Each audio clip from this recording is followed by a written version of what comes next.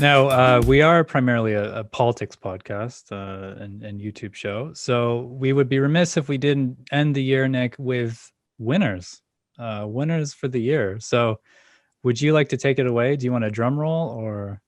There we go. Is that a drum roll? Yep. A pathetic drum roll. Do you know why it's a pathetic drum roll, Michael? Because I don't think there are any winners. Everyone's a loser. How's that? Do I sound like the polling Grinch? So think of it this way. Let's just go through. When we talk about winners and losers, many times we talk about politicians and political parties. So why don't we start with the current government?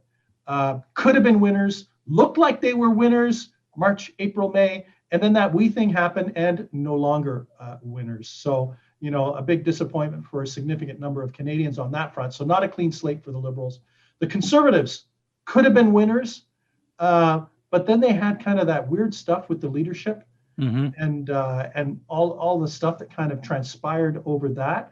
So what could have been a big win and a clear win for them was much more of a mixed bag. Jagmeet Singh has been in a difficult position where he's wanted to keep the government to account and advance an NDP agenda, but not defeat it.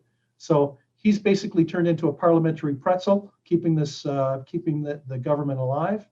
And you know, and for Annamie Paul, I think too early to say whether she's a winner or not. But you know, they did have a good leadership convention, about as good as it could be during the pandemic.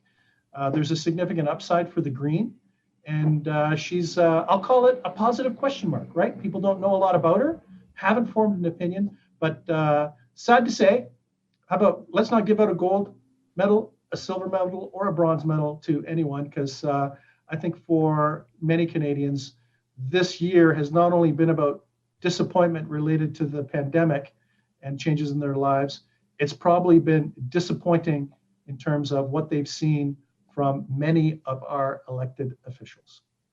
So no winners. Everybody might get a participation prize at least. For effort? Are we doing that? Yeah. Well, I'm old school. Effort, yeah. I want the numbers. We got to have the numbers to. But okay, I'll be a little nice. Why don't we say the provincial premiers?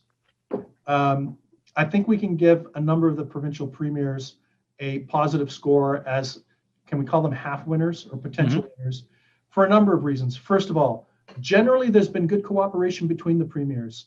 Generally, the premiers have been working with the federal government, and that the pandemic has not become partisan and political.